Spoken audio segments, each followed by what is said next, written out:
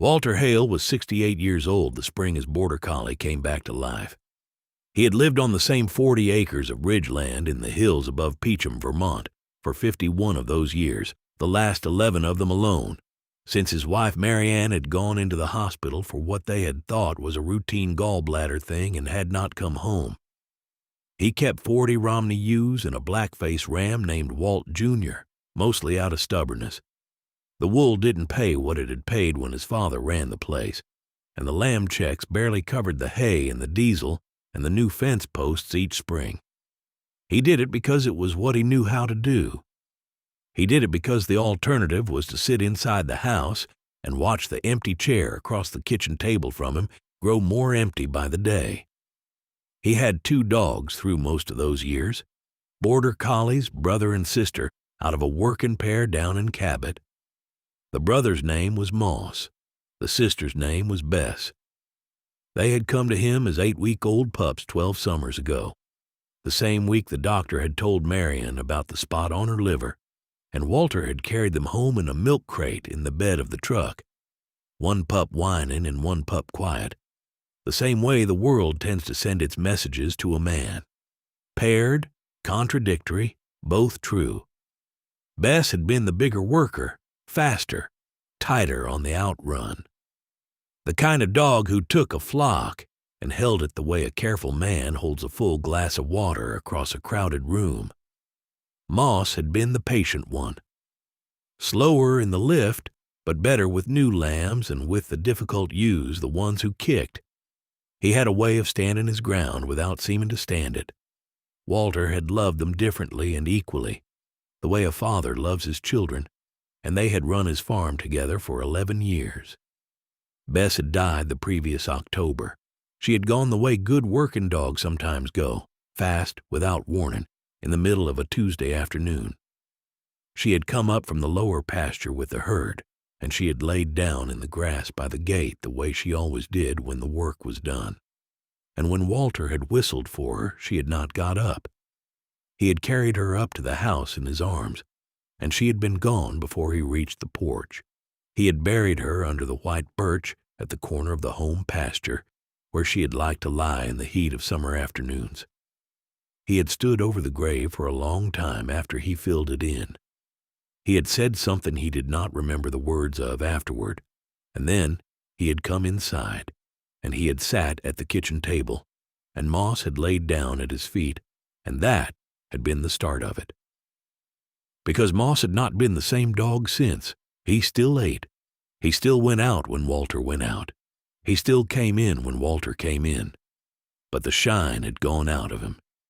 He did not run. He did not work. When Walter took him down to the lower pasture and gave him the old commands, "Away to me, that'll do. Lie down," Moss would do them, slow and dutiful, like a man going through the motions of a job he had retired from. He would not initiate. He would not push the flock the way he used to. Most days he laid on the porch with his head on his paws, his eyes open but settled on nothing in particular, watching some private grief the way an old man at a window watches the rain. Walter had tried in the early weeks to coax him out of it. He had taken him for long walks up the back ridge. He had brought him into the kitchen at night and let him sleep by the woodstove the way Marianne used to let him sleep when she was alive. He had bought him a new collar at the feed store in St. Johnsbury, a blue one, because Bess's had been red, and he thought maybe a different color, a fresh thing. But Moss had only looked at the new collar with the patient indifference of a creature for whom such gestures had stopped meaning anything, and Walter had felt foolish and had taken it back. By February, Walter had made a quiet, private peace with the idea that he was going to lose the dog, not by a single dramatic event the way he had lost Bess, but by inches. By that slow leaching that takes the old when the thing they loved goes first. He had seen it happen in the village, old men whose wives died and who followed within the year. He had felt himself, in honest moments, walking the edge of the same drift. He thought perhaps that Moss was walking it too, and that there was no help for either of them, and that what he could do was keep him fed and warm and let him take the time he needed to go. Then it was March, Then it was lambing. The barn at lambing time is a place out of ordinary hours.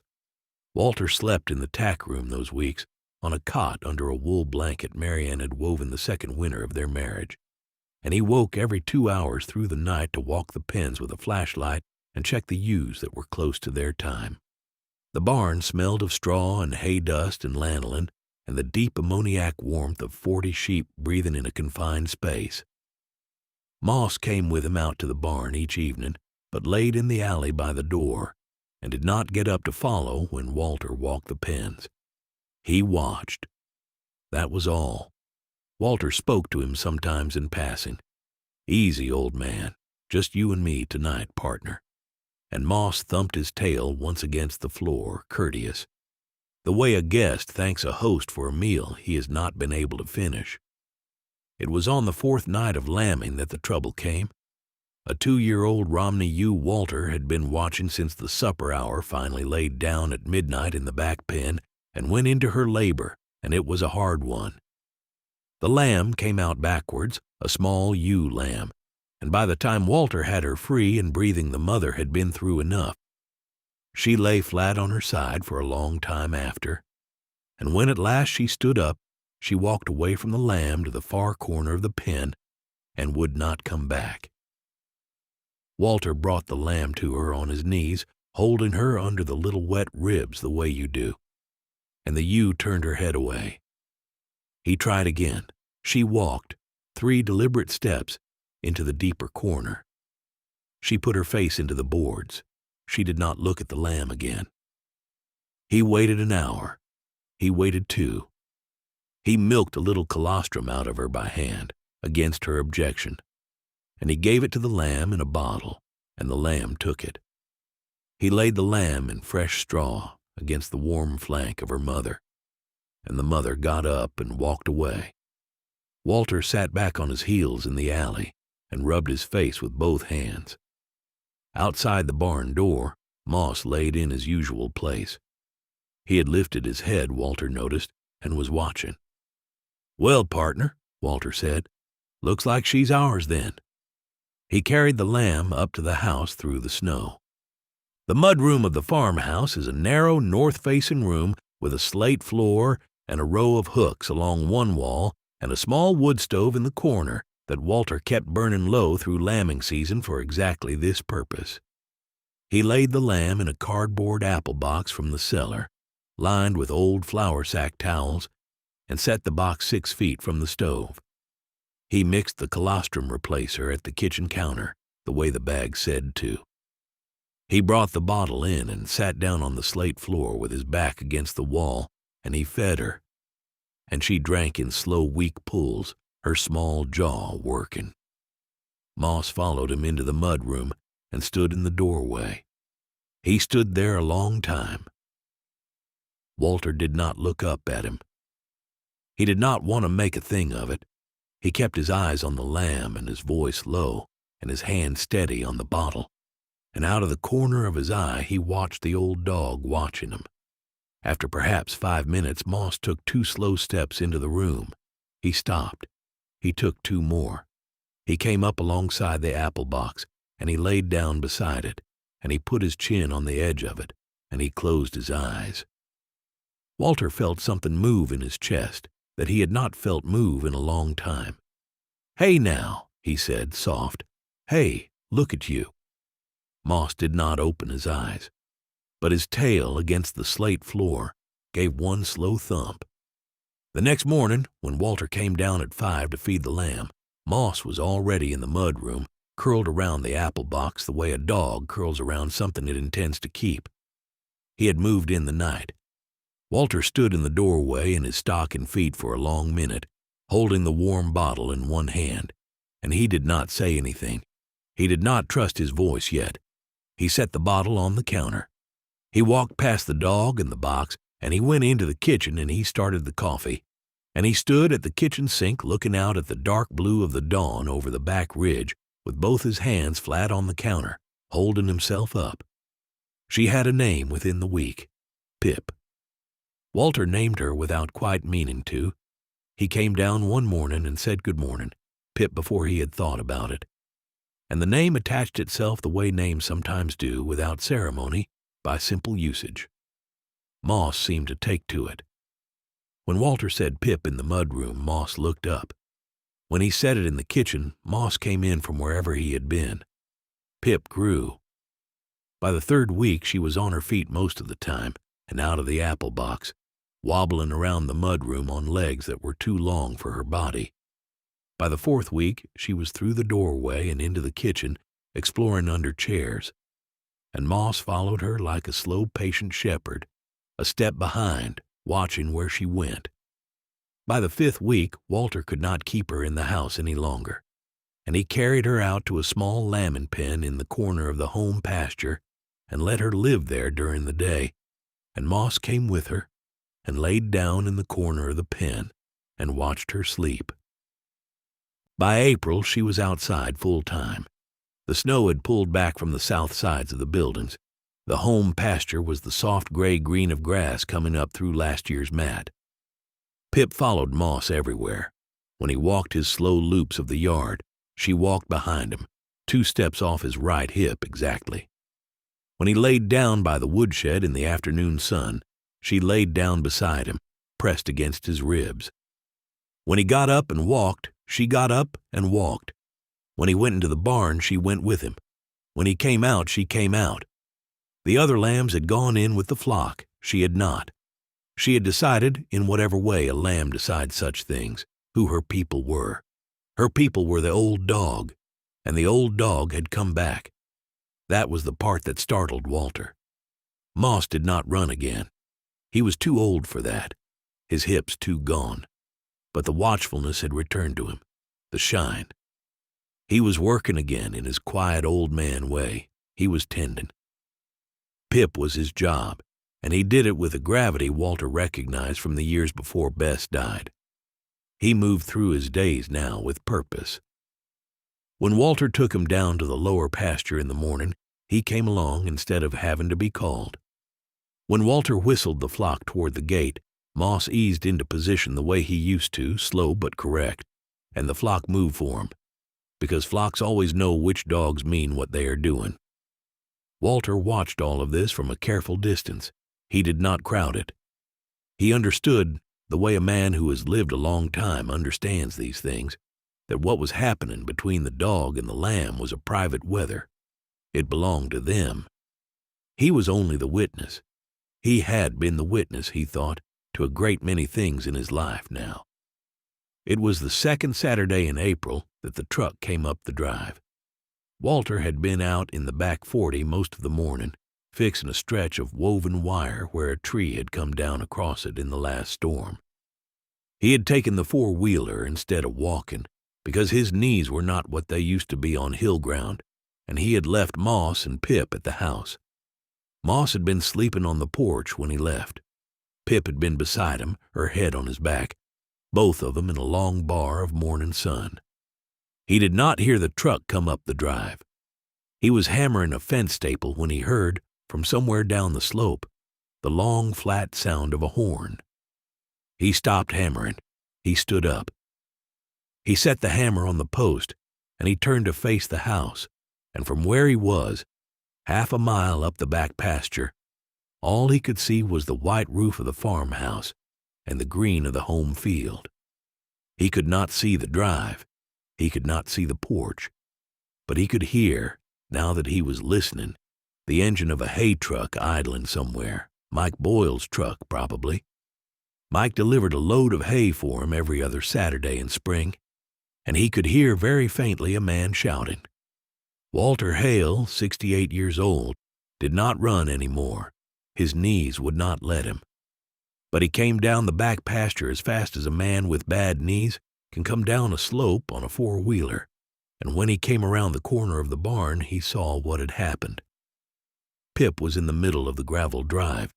The drive ran straight from the road to the barn, a quarter mile, and Mike Boyle's hay truck was stopped at the bottom of it with its driver's door open and Mike standing on the running board waving both his arms.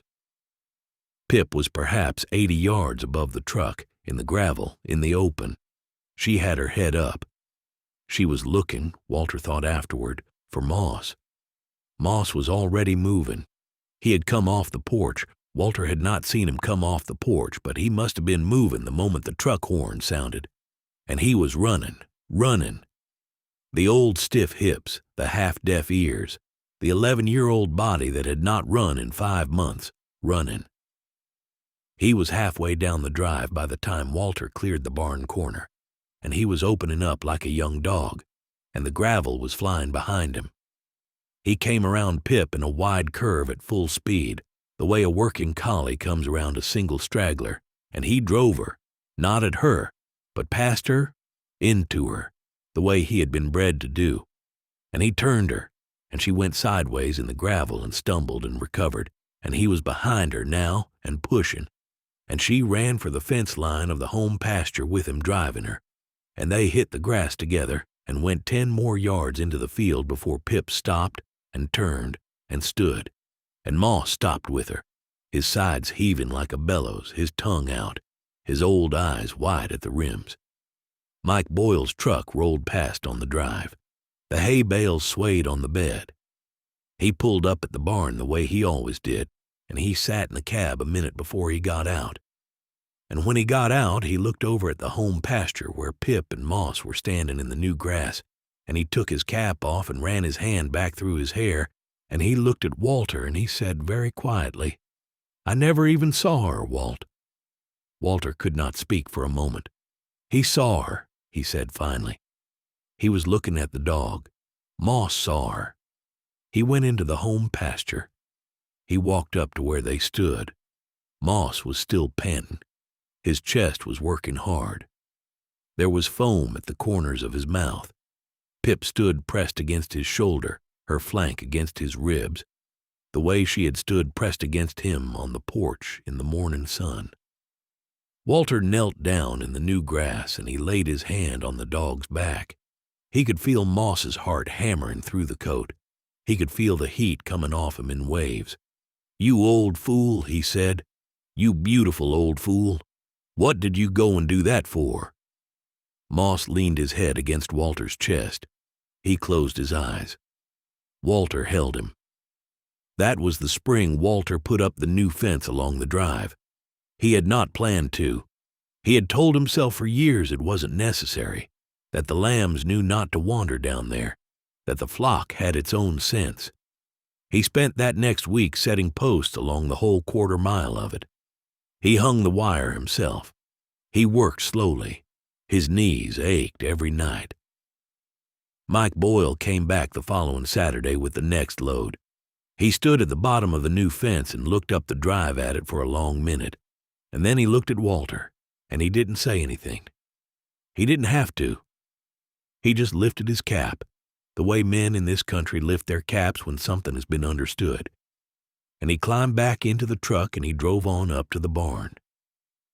Pip and Moss spent that whole summer together in the home pasture. She did not go in with the flock.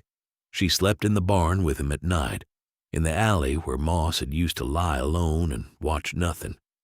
She followed him on his slow loops of the yard. She waited for him at the porch step when he went inside. The other ewes accepted it the way ewes accept these things, with a kind of tolerant indifference, as if to say that one has her own arrangements. By the autumn she was the size of her mother. By the winter she was full grown. Walter never bred her. He could not have said exactly why. He kept her as she was. 2 springs went by like that. Moss got slower. It was the way old working dogs get slower, not all at once but in increments, in days that built into weeks, in a small extra hesitation before getting up, in a longer breath at the top of the porch steps. He still went out with Walter every morning. He still laid in the home pasture in the afternoons with Pip pressed against his side. He still ate. He still came in when called. But Walter watched him with the careful sidelong attention of a man who has watched things go before. He knew. He had been watching for it a long time. It was the last week of March, lambing season again. Walter had been out in the barn until past midnight with a Romney, who was struggling, and he had finally got the lamb out and the mother on her feet and nursing, and he had come back to the house in the small hours of the morning and slept in the recliner in the kitchen for what was left of the night, and he had woken at 6 with the sun already up over the back ridge, and a kind of stillness in the house that he understood before he had thought about it. Moss had not come in. Walter sat in the recliner for a long minute. He looked at the empty bed by the woodstove.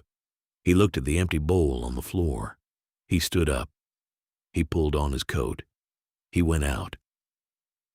The barn at 6 o'clock on a March morning is a place full of soft gray-blue light, the kind that comes through old board cracks and lays itself in long bars across the alley floor. Walter stopped in the doorway. He did not call. He walked down the alley. He came to the corner where Moss had been sleeping all that winter, in the deep straw beside the lamb pen. Moss lay on his side in the straw. His eyes were closed. He looked like he was sleeping. Pip lay pressed against his back, her body curled along the length of his, her head against his shoulder. She was awake. She lifted her head when Walter came in. She did not get up. Walter knelt down in the straw beside them. He did not touch the dog yet. He just knelt, and he looked. The barn was very quiet. The other ewes were quiet in their pens. Out in the home pasture, a single early robin was working. Walter laid his hand on Moss's flank. The body was cool. It had been cool for some hours. Pip did not move. She watched him. Her eyes were the dark, liquid eyes a sheep has, and she watched him. And Walter held her gaze, and he did not say anything for a long time. "I know," he said eventually. "I know, girl." He sat in the straw. He did not get up. He laid his hand on the old dog's head and he stroked his ear once, the way he had stroked it 10,000 times, the way a man strokes the ear of a creature he has loved for a long time. And then he laid his hand on Pip's back, and she leaned her head against his thigh, and the three of them sat that way a long time as the morning came up, Walter and the old dog and the lamb who had followed him. He buried Moss under the white birch beside Bess. He dug the hole himself. It took him most of the afternoon. The ground was still half frozen, and his knees were not what they had been. Pip watched him from the home pasture. When he was finished, he stood at the edge of the grave a long time. He thought of saying something. He didn't in the end. There were no words for what had been done in this place, between an old dog and a small lamb, that needed saying out loud. He went back up to the house in the long blue dusk. Pip stayed in the home pasture that night. In the morning, when Walter came down to feed the flock, she was standing at the gate of the field that opened toward the white birch. She was looking down the slope. He opened the gate. She did not run. She walked slow and deliberate, the way Moss had walked his last spring, and she went down to the birch, and she laid down beside the fresh-turned earth, and she stayed there. She came up to the house every evening after that for her grain. She slept in the barn each night, in the alley where Moss had slept, alone now. But every morning, before she went back out to the home pasture, she walked down to the white birch, and she laid down beside the grave for a while. Walter watched her do it from the kitchen window, and he did not interfere. He understood that what was happening between the lamb and the place was a private weather, the way the thing between her and the dog had been. It belonged to her. He stood at the kitchen window in the long, thin light of an April morning, and he watched her go. "Well, old man," he said to no one, the way he had spent his whole life learning how to talk to absent things when no one else was listening, "we're keeping you, both of us." Outside, beyond the porch, beyond the home pasture, beyond the white birch where the new grass was already coming up, the sun rose clear over the back ridge and lit the whole long valley.